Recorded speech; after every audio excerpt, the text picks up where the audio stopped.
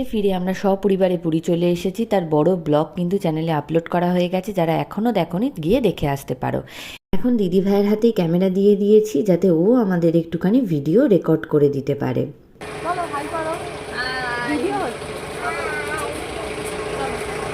সমুদ্রটাকে দেখে দূর থেকেই আমার এত ভালো লাগছিল, শুধু মনে হচ্ছিল কতক্ষণে নামবো।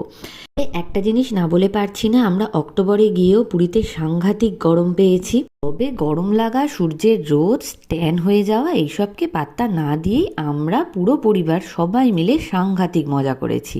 সব থেকে যে মজা করেছে তার ভিডিও আপনাদেরকে দেখাই।